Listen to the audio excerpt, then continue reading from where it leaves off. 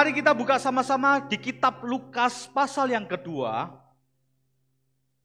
Lukas pasal yang kedua, ayat yang ke-41 sampai ke-52. Lukas pasal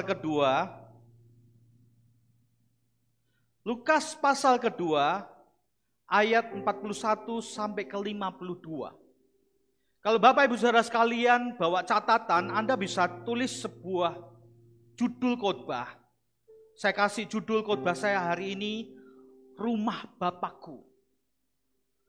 Anda bisa tulis Rumah Bapakku. Kitab Lukas 2 pasal 41 sampai ke-52 ini ditulis oleh seorang dokter murid Yesus yang namanya Lukas. Dari semua kitab sinopsis, kitab yang menulis tentang Yesus, cuma satu-satunya di kitab Lukas ini yang menceritakan tentang perjalanan Yesus dari lahir, terus kosong, terus masuk ke dewasa dan penyelamatan terjadi. Kitab inilah yang menulis satu-satunya dari kitab sinopsis menceritakan tentang ketika Yesus kanak-kanak di umur 12 tahun. Dari perikop kitab Lukas ini ada dua hal di pasal yang kedua, pasal 2 ayat 41 sampai ke-52 ini. Dari konteksnya, Lukas ingin menunjukkan bahwa Yesus mengalami pertumbuhan sama seperti anak-anak pada umumnya. Yesus kita ini 100% Allah, anak Allah, tapi tahu nggak bahwa 100% juga anak manusia? Lukas mau menggambarkan, menceritakan di dalam tulisannya yang dipenuhkan dengan hikmat Roh Kudus, dituangkan dalam sebuah kitab di pasal yang kedua ini, mau menggambarkan bahwa Yesus itu juga bertumbuh sama seperti kita. Yesus itu bertumbuh juga seperti anak-anak pada umumnya. Di kitab ini juga gambaran yang kedua menceritakan tentang Lukas ingin menegaskan identitas Yesus yang ganda sebagai anak Yusuf, anak manusia, dan juga anak Allah. Nangkep ya? Lukas mau menggambarkan dua hal tersebut dalam catatannya di kitab ini. Dari ceritanya Lukas ingin menegaskan, menunjukkan bahwa Yesus mempunyai identitas yang ganda sebagai anak manusia dan sebagai anak Allah. Dan sebagai anak manusia itu menggambarkan mencintai bait Allah, rumah Bapaknya. Ini yang saya mau ajarkan buat Bapak Ibu Saudara sekalian. Sebagai seorang manusia, dia mencintai bait Allah. Yesus sebagai anak manusia mencintai bait Allah. Makanya saya tulis rumah Bapa. Supaya setiap kita belajar di rumah Bapa ini, apa aja yang kita akan dapatkan dari kebenaran firman Tuhan. Are you ready? Amin. Siapa yang mau mendapatkan yang terbaik, lambai-lambaikan tangan. Demikian firman Tuhan di ayat yang pertama. 41 maksudnya, sampai 42. Dikatakan gini, tiap-tiap tahun orang tua Yesus pergi ke Yerusalem pada hari raya Paskah. Ketika Yesus telah berumur 12 tahun, pergilah mereka ke Yerusalem seperti lazimnya pada hari raya itu. Jadi ayat 41 sampai 42 menceritakan, menggambarkan tentang gambaran tentang Yesus dididik, diasuh, dan digambarkan bahwa tiap-tiap tahun keluarga Yesus ini pergi ke bait Allah di Yerusalem. Kedua orang tua Yesus ini tinggal di Nazaret di Galilea. Galilea itu ada di ujung utara, paling ujung, sedangkan Yerusalem itu di tengah. Jadi nggak gampang perjalanan untuk ke Yerusalem. Tapi karena kesetiaan orang tua Yesus, si Yusuf ini, tiap tahun dia pergi ke bait Allah. Enggak cuma itu, kalau kita lihat di kitab Lukas 2 ayat yang ke-21, dikatakan seperti ini, dan ketika genap 8 hari dan ia harus disunat, ia memberi nama Yesus, yaitu nama yang disebut oleh malaikat sebelum ia dikandung ibunya.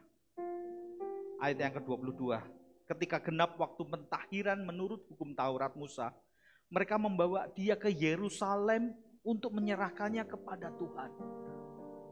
Jadi keluarga Yusuf ini kenapa dipilih oleh Allah Bapa untuk merawat Yesus sebagai anak manusia. Dipilihnya keluarga yang sakinah glory. Keluarga yang saleh, yang takut akan Tuhan, yang taat akan firman, dan melakukannya dengan sungguh-sungguh. Dari tempat ini kita tahu bahwa Yusuf seorang yang saleh. Keluarga Yesus, keluarga sebagai manusia itu dididik, dirawat dengan takut akan Tuhan, dibawa pengenalan akan Allah dan digembalakan dengan baik di bait Allah. Bukan cuma sekedar itu, tapi dia juga diserahkan kepada imam sama seperti anak-anak kita ketika dipersembahkan, diserahkan di gereja untuk didoakan supaya perlindungan Allah nyata dalam kehidupannya. Yesus juga dilakukan yang sama, diserahkan. Ada 2 orang, Simeon namanya dan Hana, yang menanti-nantikan Mesias sampai tua, dikatakan di kitab Lukas. Menanti-nantikan Yesus dan mereka bersukacita karena melihat Yesus. Bersukacita dengan penuh Roh Kudus, dikatakan seperti itu.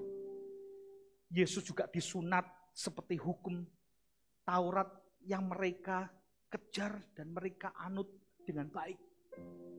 Keluarga yang taat dan cinta akan Tuhan. Poin yang pertama yang saya akan ajarkan untuk Bapak Ibu Saudara sekalian. Yesus dalam didikan penjagaan keluarga yang saleh. Yang taat dan takut akan Tuhan. Poin pertama yang kita harus pelajari di dalam khotbah yang saya sampaikan hari ini, kita mau belajar poin yang pertama, Yesus dalam didikan penjagaan keluarga yang saleh, yang taat dan takut akan Tuhan. Dan didikan penjagaan keluarga yang saleh dan taat dan takut ini juga terjadi dalam kehidupan kita. Setiap kita dipanggil untuk mempunyai keturunan-keturunan ilahi Allah yang Tuhan percayakan di dalam kehidupannya kita. Katakan amin. Anda yang punya anak boleh lambai-lambaikan tangan. Setiap keluarga harus menjadi keluarga yang saleh. Katakan amin. Keluarga yang taat. Keluarga yang takut akan Tuhan. Saya tulis aplikasinya seperti ini. Dalam keluarga yang taat dan takut akan Tuhan, lahir anak-anak keturunan ilahi Allah. Bawa anak-anakmu ke rumah Tuhan.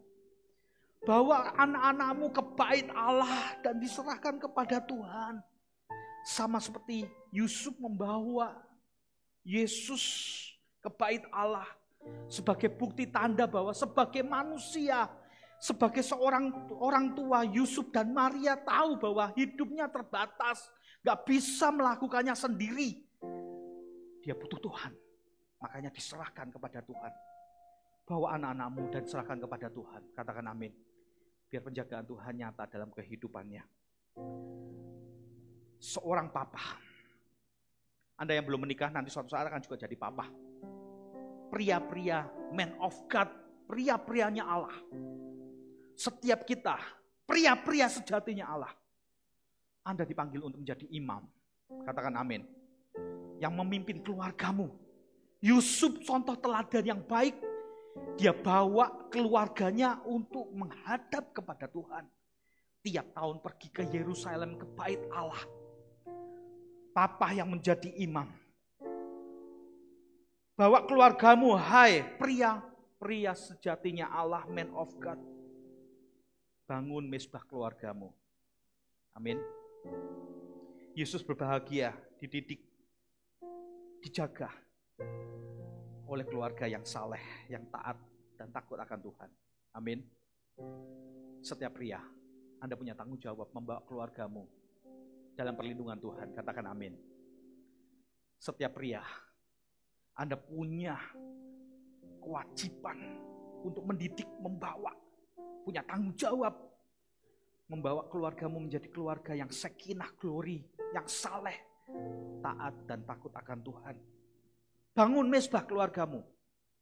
Bangun mesbah keluargamu. Amin.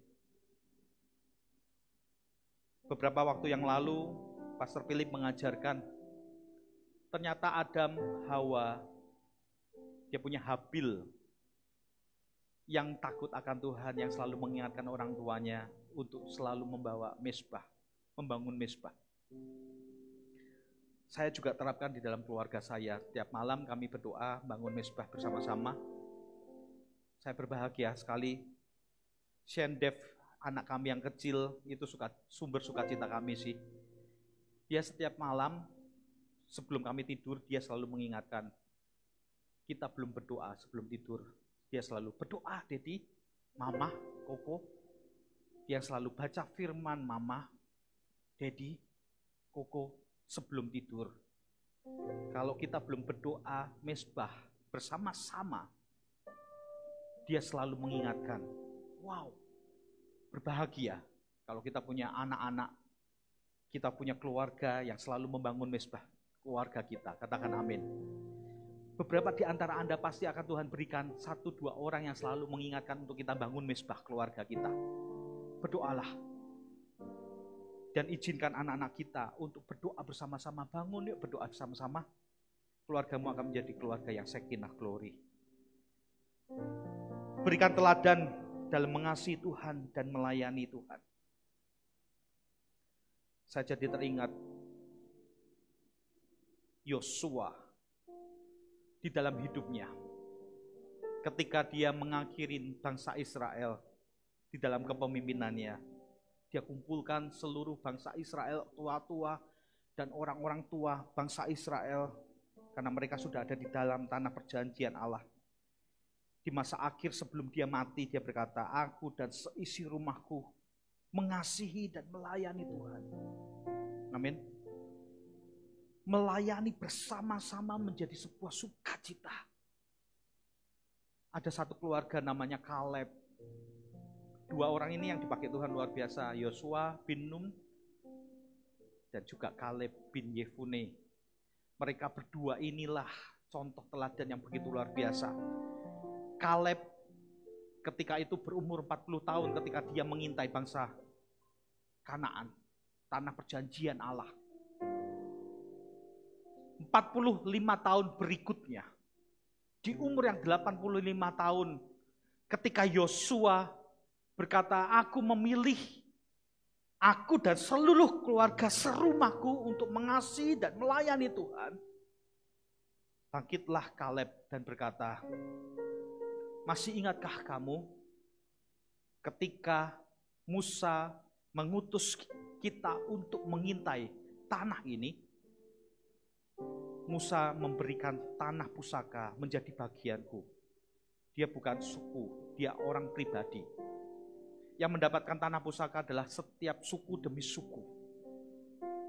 Kaleb maju, Hebron itu diberikan kepada Kaleb. Kali ini umurku sudah 85 tahun. 45 tahun yang lalu janji itu diberikan dalam kehidupanku. Berikan Hebron.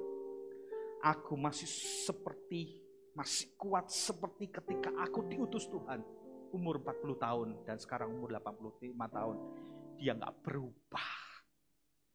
Dia tetap memandang janji Tuhan. Dia masih sangat kuat.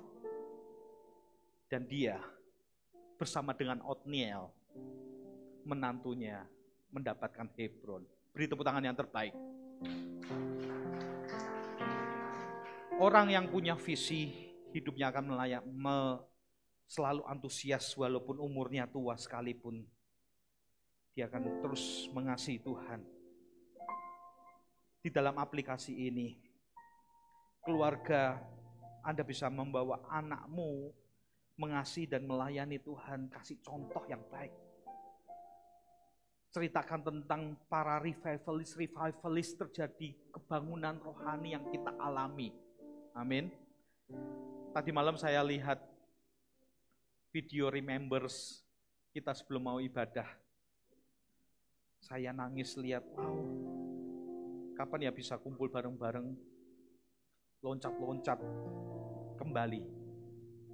Kumpulan orang banyak menyembah Tuhan. Saya ceritakan kebangunan rohani kepada anak saya. Senderel itu deket loh, dulu waktu Pastor Peter masih mengembalakan kita, dia sangat dekat sama Ko Peter. Sampai hari ini juga, Daryl, kalau Ko Yudi datang, wah dia nempel. Menceritakan anak-anak perintisan, saya pernah didoakan sama Ko Moro. Apa sih? Dia berdoa dalam nama Tuhan Yesus, biar setiap anak-anak orang-orang yang merintis itu melihat iman dari seorang papahnya, di mana melayani, memberikan seluruh hidupnya untuk Tuhan, dan mereka akan belajar iman dari orang tuanya. Katakan amin. Bagaimana Anda mengikuti perintisan melayani Tuhan, itu akan dilihat dan menjadi sebuah teladan iman yang besar buat anak-anakmu. Katakan amin. Di mana Anda mencintai Tuhan, mengasihi Tuhan, melayani, itu dicontoh oleh anak-anakmu, dan itu dipegang di tengah kehidupanmu. Berbahagia pastinya. Amin. Suatu saat ketika saya naik mobil, kami pulang dari retreat, tiba-tiba Daryl berkata gini, Dedi nanti Daryl mau melayani di mana ya? Kok Danu bingung, melayani di mana? Maksudnya apa Daryl? Kayak Dedi diutus di mana-mana, Daryl nanti mau di mana? Kok Danu nangis? Karena aku tahu ada sesuatu pengurapan yang Tuhan kerjakan di dalam kehidupan. Apa yang kita kerjakan itu ditiru oleh anak kita, katakan amin. Apa yang diajarkan Yusuf, walau sebagai seorang manusia yang terbatas, Yesus ini Tuhan loh. Tapi sebagai manusia dia menjadi bapak yang benar. Sebagai seorang bapak dia mengajarkan bagaimana dia mencintai Tuhan ya. Membawa anak-anaknya takut akan Tuhan, ke bait Allah, dia melihat bagaimana dia mengasihi Tuhannya. Amin. Bagaimana dia mengasihi orang-orang di dalam kegerakan Tuhan. Bagaimana dia mengimpartasi dan memberikan yang terbaik untuk visi Tuhan. Itu diikuti oleh anak-anaknya. Katakan amin. Kita ini punya 1 juta murid Kristus, 1000 gereja lokal. Katakan amin. Gak pernah kebayang ya. Artinya kita butuh 1000 gereja dan 1000 pendeta. Katakan amin. Dan juga 1 juta yang akan ada bersama kita. Dan itu satu ngurus gereja ini ya, dibutuhkan banyak full timer. Apalagi 1000 gereja, berarti banyak full timer. Tanda kutip ya. Siapa yang akan jadi full timer dan juga departemen-departemen yang memiliki, yang akan bergabung di dalamnya, yang akan terlibat di dalamnya. Hari ini kita berdiri juga butuh orang-orang yang di belakang sana menjadi departemen-departemen yang mensupport ibadah kita. Katakan amin. Orang-orang yang hebat, yang main musik, yang mereka latihan, memimpin supaya hadirat Tuhan nyata. Kalau kita 1 juta, kalau kita 1000 gereja, artinya butuh banyak sekali pemain musik, akan banyak departemen-departemen yang mendukung dan mereka hidup di dalamnya. Dan itu pastinya seharusnya mendapatkan utama adalah anak-anak kita. Katakan amin. Belum terjadi sebuah hal-hal yang terkonek satu sama lainnya. Biskom contohnya, bisnis komunikasi. Iwan yang pimpin loh Kalimantan. Terbuka bisnis-bisnis satu sama lainnya yang terkonek di seluruh Kalimantan. Gak cuma seluruh di Kalimantan ya Iwan, tapi seluruh Indonesia, bahkan sampai bangsa-bangsa yang bisa konek satu sama lainnya. Ini masih blueprint yang kecil. Coba bayangin kalau nanti 1000 gereja dan 1 juta murid. Seharusnya yang mendapat pertama kali terkonek adalah anak-anak kita. Katakan amin. Harusnya anak-anak yang terbaik yang kita lahirkan dari benih yang terbaik. Keturunan ilahi yang ada dalam kehidupannya kita. Itu yang mendapatkan yang pertama di dalam kegerakan ini. Katakan amin. Kalau saya butuh full timer nih. Dan itu lahir dari anak-anak Anda. Atau Anda, nggak tahu. Karena full timer itu panggilan. Nggak semuanya dipanggil untuk hal itu. Pastinya akan dipilih adalah orang-orang yang terbaik. dari lahir, dari kegerakan di tempat ini yang utama pastinya, benar ya? Belum dengan kegerakan-kegerakan dan kebutuhan-kebutuhan yang lain. Kita butuh banyak dokter, karena kita punya MSP. Kita butuh Mawar Syarun Peduli, orang-orang yang hebat. Kita butuh konselor-konselor yang luar biasa. Hari-hari ini kita belum punya konselor yang luar biasa. Banyakan orang konselor psikologi, banyakan psikologi orang-orang ateis. Tapi yang menyambung psikologi kejiwaan, tapi dengan penuh urapan yang dari Kristus, harusnya lahir dari apa kegerakan-kegerakan di tempat ini. Lahir orang-orang hebat yang akan memimpin. Hari-hari ini gereja Mawar Syarun dipimpin oleh satu orang yang mengurus keuangan. Ini orang hebat. Akan banyak, akan terjadi di tengah kehidupan kita. Akan banyak peluang pekerjaan akan lahir dari kita. Amin. Lahir dari sebuah blueprint. Saya sih berharap, Daryl nggak harus jadi pendeta sih. Tapi kalau dia dipanggil jadi pendeta, rilis kok Dano. Kalau dia jadi pengusaha juga rilis, tapi nggak jangan jauh-jauh kok. Pasti akan dalam lingkungan sekitar di dalam kegerakannya kita. Karena kita tersambung satu sama lainnya. Beri tepuk tangan yang terbaik buatlah kita semua.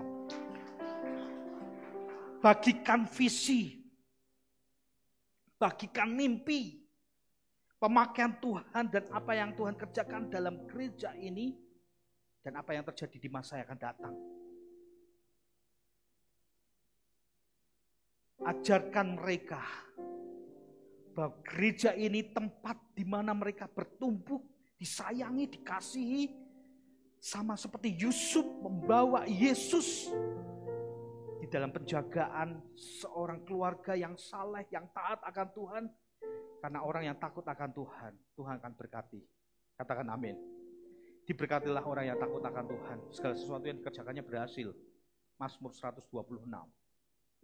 Katakan orang yang takut akan Tuhan. Orang yang takut akan Tuhan, segala sesuatu yang dikerjakannya berhasil. Dia akan punya anak seperti pohon zaitun yang wangi, yang akan membawa kebanggaan buat keluarganya. Katakan amin. Dia punya istri yang seperti pohon anggur yang menyediakan kesehatan, yang dinikmati, yang manis rasanya di tengah hidupnya. Bawa keluargamu takut akan Tuhan. Anda yang belum menikah, jadilah orang yang takut akan Tuhan. Nanti akan mendapat pasangan yang baik, yang dari Tuhan. Beri tepuk tangan yang terbaik. Haleluya. Poin yang kedua, di ayat 43 sampai ke 51. Sehabis hari-hari perayaan itu, ketika mereka berjalan pulang, tinggallah Yesus di Yerusalem tanpa diketahui orang tuanya. Karena mereka menyangka bahwa ia ada di antara orang-orang seperjalanan mereka. Gambarannya seperti ini, zaman dulu itu cowok-cowok, cewek-cewek sendiri jalannya. Karena Yesus masih anak-anak, seharusnya yang boleh datang ke bait Allah itu umur 13 tahun, tapi Yesus umurnya masih 12 tahun. Tapi karena mereka lihat Yesus sudah cukup tahu, maka dibawanya Yesus untuk ke bait Allah di Yerusalem. Jadi tanda kutip ini perjalanan pertama kali Yesus mengikuti orang tuanya ziarah ke Yerusalem. Saking antusiasnya dia tinggal di Yerusalem, ketinggalan. Dia meninggalkan diri, dia nggak mau pulang, tanda kutip. Kenapa mereka berjalan berombongan? Karena di zaman itu banyak sekali perampok. Jadi kalau mereka punya rombongan yang besar, nggak jadi dirampok. Tapi kalau jalan sendiri-sendiri akan sedikit, akan jauh lebih riskan untuk dirampok. Dan mereka berjalan cewek lebih dulu, cowok baru di belakang. Maria berpikir, bersama papahnya. Papahnya berpikir, sama mamahnya, gitu kan. Tapi ternyata ketika mereka perjalanan itu jauh, sudah 1 hari perjalanan itu, mereka lihat, loh kok nggak ada Yesus ternyata di dalam kumpulan yang cowok atau cewek, ataupun dari keluarga mereka, sanak keluarga mereka, nggak ada Yesus. Baru mereka tahu bahwa Yesus ada di Yerusalem. Balik lagi mereka, butuh waktu 1 hari lagi dan mencari Yesus. Makanya di situ katakan 3 hari lamanya mereka cari. PP 2 hari, 1 hari baru ketemu. Gambarannya seperti itu. Karena mereka menyangka bahwa ia ada di antara orang-orang yang seperjalanan mereka. Perjalanan mereka sehari perjalanan jauhnya, lalu mencari dia di antara kaum keluarga dan kenalan mereka. Karena mereka tidak menemukan dia, kembalilah mereka ke Yerusalem sambil terus mencari Yesus. Sesudah 3 hari mereka menemukan di bait Allah. Yesus, ia sedang duduk di tengah-tengah alim ulama.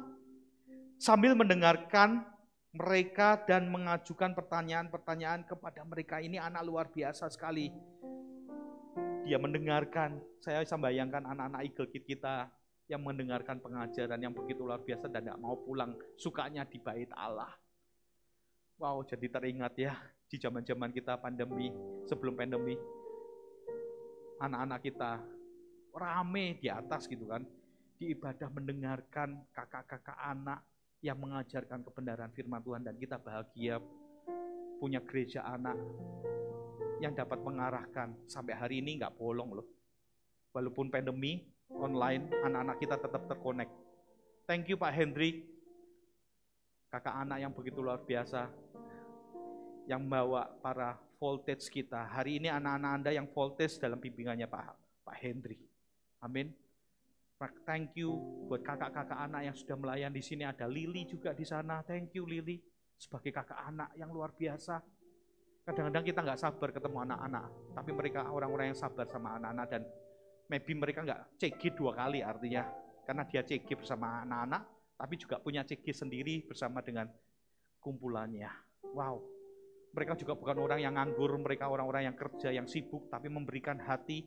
Makanya kakak anak itu begitu luar biasa. Saya apresiasi kakak anak yang melayani dengan hati, karena nggak gampang orang 2 kali ibadah, 1 kali ibadah ditambah dengan 2 kali pertemuan CG bersama dengan anak-anak dan juga lingkungannya atau sepantarannya.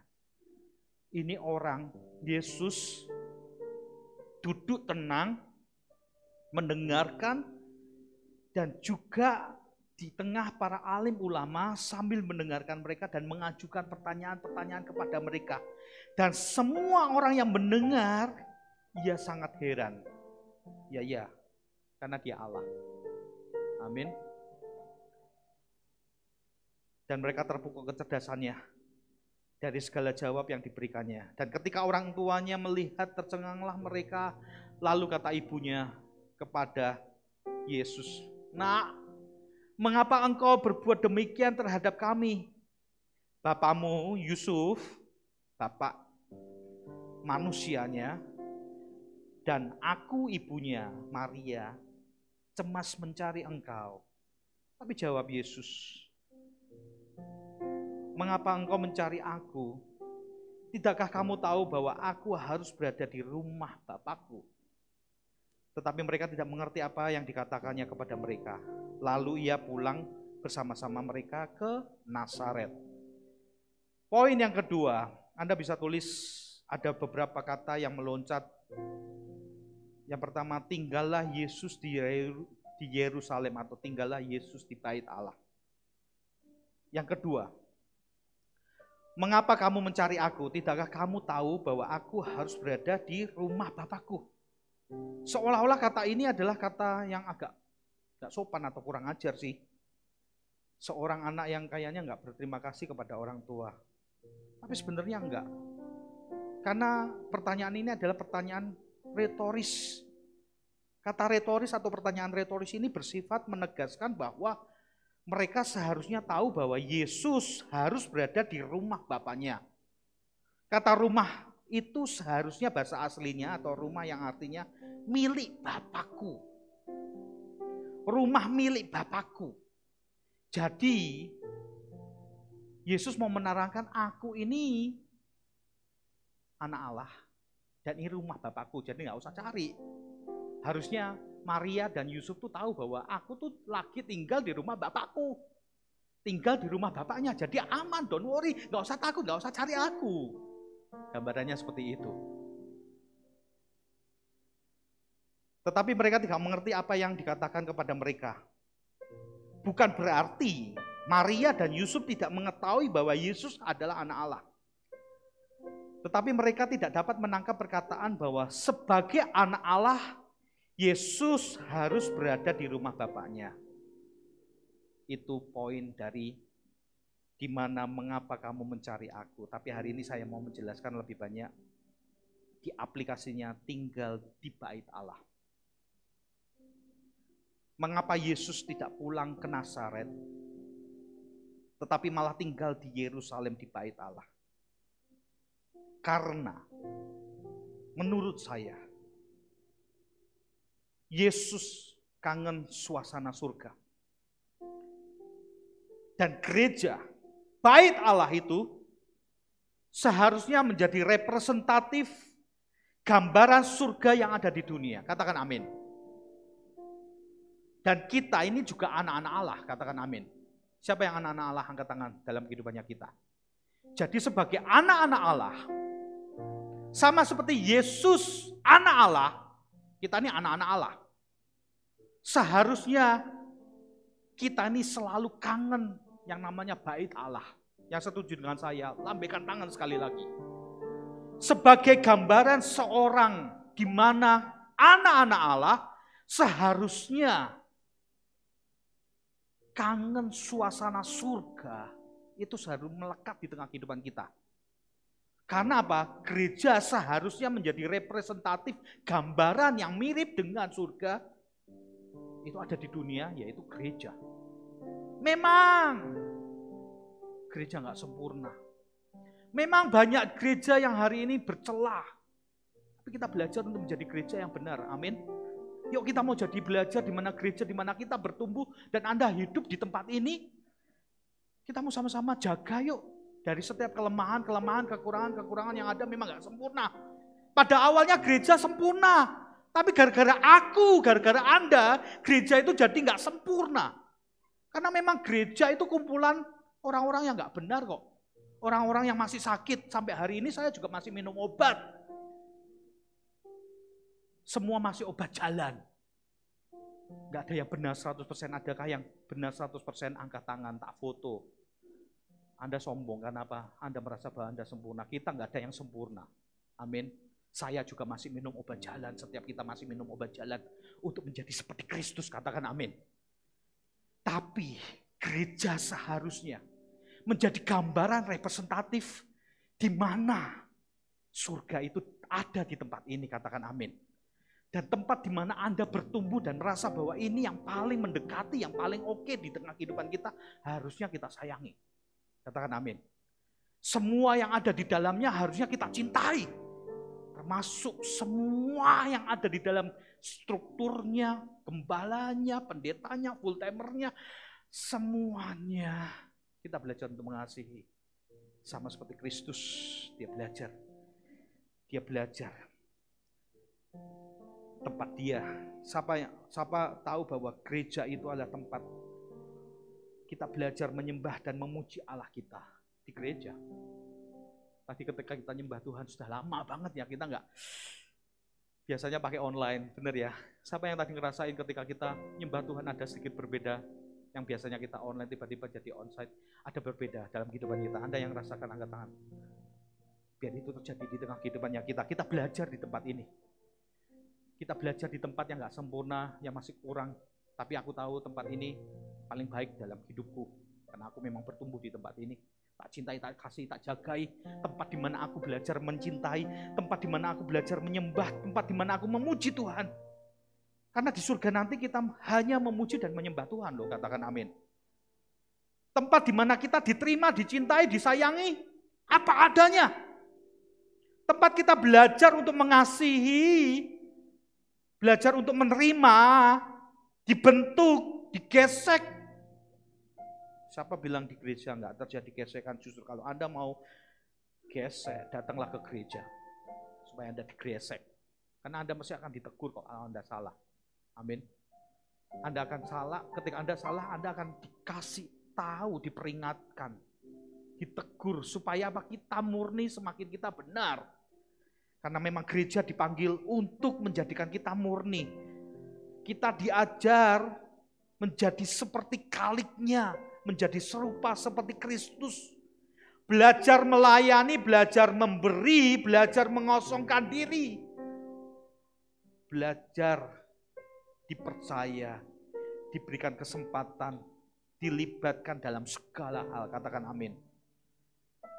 Tahukah Anda bahwa gereja juga tempat untuk kita mengadu? Tempat kita untuk berseru. tempat untuk kita berdoa. Dan ketika kita berseru, mengadu, berdoa, kita mendapatkan kelegaan, kita mendapatkan kekuatan yang baru, bahkan jawaban. Beri tepuk tangan yang terbaik buatlah kita semua. Amin.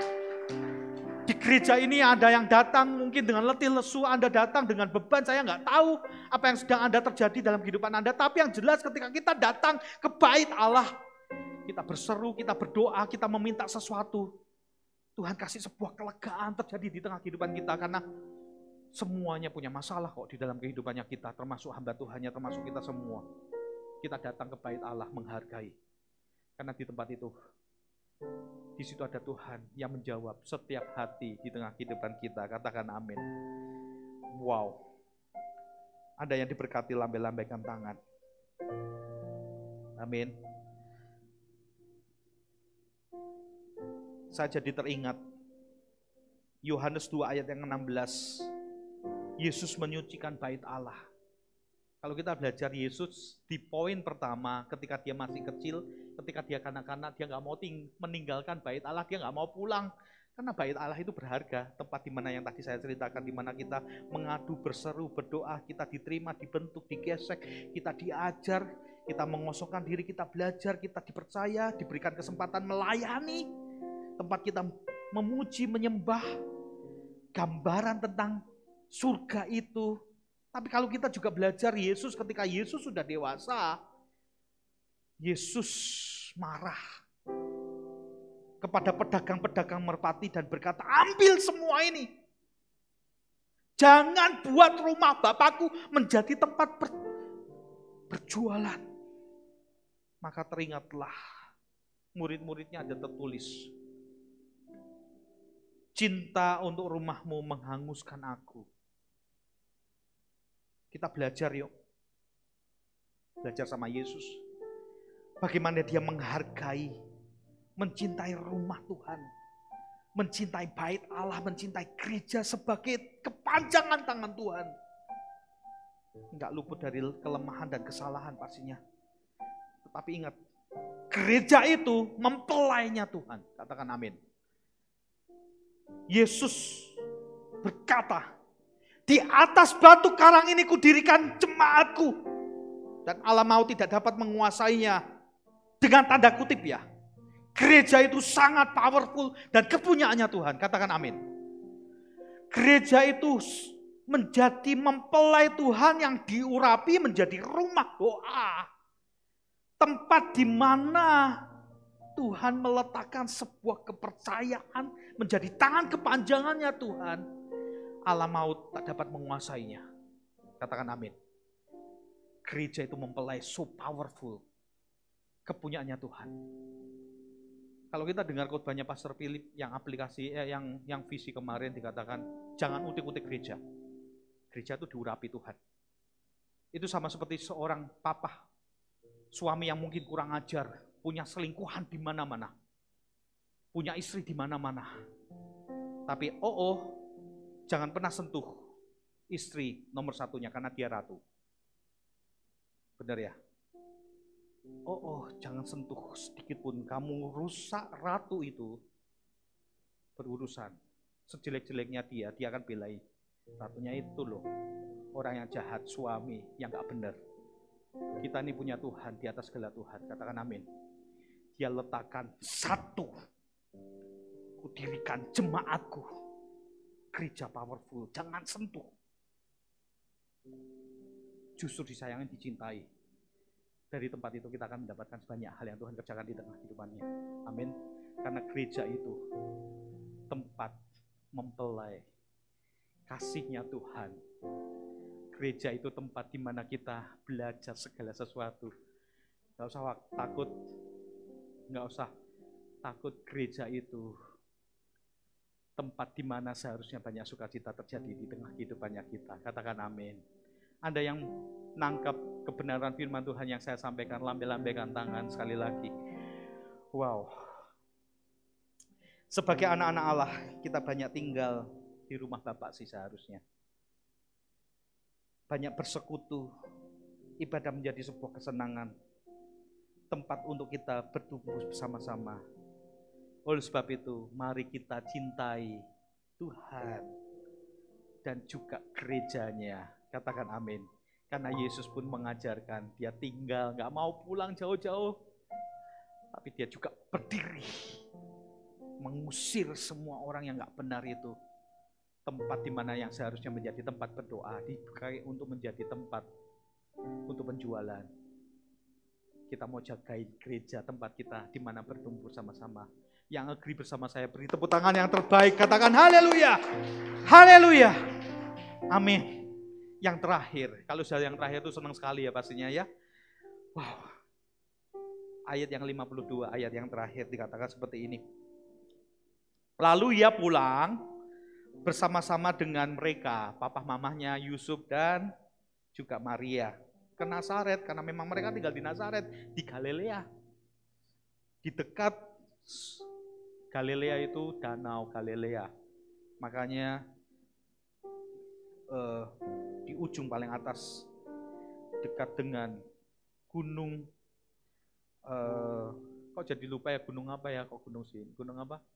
Hermon ya, gunung apa? Hermon ya. Di sana mengalir air sampai ke Galilea. Ia tetap hidup dalam asuhan Yusuf dan Maria. Ibunya menyimpan semua perkara itu di dalam hatinya, dan Yesus makin bertambah besar, makin penuh hikmat, makin disayangi, dikasihi oleh Allah dan manusia. Poin yang ketiga yang saya dapatkan, Yesus pulang dan hidup dalam asuhan mereka, Yusuf dan Maria. Dan bertambah besar dan makin dicintai oleh Allah dan manusia. Aplikasinya apa? Yesus ini loh Allah. Tapi dia belajar tunduk dan taat dalam sebuah, tanda kutip, pengembalaan. Amin. Yesus loh tetap tunduk dan taat, tanda kutip, dalam sebuah keluarga yang siapa sih Yusuf? Tapi enggak. Dia mengosongkan diri untuk tetap hormat. Dia tetap tunduk dan taat dalam bimbingan. Terus menuruti sampai menjadi dewasa, dan bahkan sampai ketika dia memulai pelayanannya. Katakan amin. Ketika dewasa, maksudnya umur 30 tahun. Dia taat dan tunduk, sebuah sikap karakter yang diajarkan dan contoh teladan untuk menyelesaikan sebuah misi yang besar. Misi yang mulia. Menyelamatkan saya dan Anda. Rela berkorban. Dia meninggalkan ego, tunduk, bahkan rela bagi kita. Supaya misi itu terjadi di tengah kehidupan kita. Sebenarnya misi itu nggak selesai sih. Belum selesai karena diteruskan dalam kehidupannya kita. Makanya kita belajar untuk kita taat dan tunduk. Katakan kiri kananmu, taat dan tunduk yuk. Amin. Listen dan obey, dengarkan dan taat dalam kehidupannya kita kepada siapa? Pengembalaanmu. Tempat di mana Anda ditaruh untuk Anda bertumbuh. Maybe Anda bisa berpikir, dia siapa? Dia nggak bisa apa-apa kok. Tuhan pilih loh. Tuhan yang meletakkan setiap pemimpin-pemimpin dalam kehidupanmu, ditaruhkan di tengah hidupmu untuk menjaga di tengah kehidupanmu. Yusuf, siapa Yusuf? Tapi Yesus tetap respect, tunduk sampai selesai. Dan tidak ada kata sekalipun berontak, tidak ada satu kata pun untuk digantikan. Siapa Yusuf tendang buat ganti yang lain? Enggak. Dia terus dalam pengcoveran, penundukan diri. Tuhan yang taruh siapa pemimpin di atasmu bertujuan supaya Anda menjadi seorang yang terus punya karakter yang berkenan dan menyelesaikan visi yang mulia, tugas yang mulia dari Tuhan. Katakan amin. Beri tepuk tangan sekali lagi yang terbaik buatlah kita semua. Maka kita akan dikasihi Allah. Maka kita akan menjadi orang-orang yang berkenan kepada Tuhan. Ini loh yang kita kejar.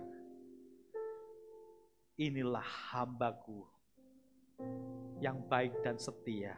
Kepadanya lah aku berkenan. Cuma itu, selesai. Vanda, Lutfi, Ci Helen, Otoni, Lina, siapapun pemimpin di tempat ini. Yang kita kejar nanti suatu saat ketika kita di surga, marilah bergabung kepadaku. Hai Lutfi Vanda, Helen, Tony Lina, Om Mingsyong dan semuanya, hamba-hambaku yang baik dan setia, marilah bergabung. Engkaulah orang-orang yang berkenan kepadanya. Amin. Jadilah orang yang berkenan kepadanya. Itu yang kita kejar. Amin. Cuma satu yang kita kejar kok. Menjadi orang-orang yang berkenan kepadanya. Yesus. Inilah anakku yang kukasihi, kepadanya lah aku berkenan. Bapak itu berkenan. Kenapa? Yesus itu sebagai seorang manusia to touch up jempol 2. Amin. Tunduk, taat, berkarakter, mencintai, mengasihi, dan semua yang terbaik mengalir dalam kehidupannya sebagai manusia. Maka inilah anakku yang berkenan kepadanya. Bukan cuma sekedar berkenan kepada Allah, tapi juga dikasih manusia. Hidup kita semakin berdampak, berbuah, dan dirasakan oleh banyak orang. Amin.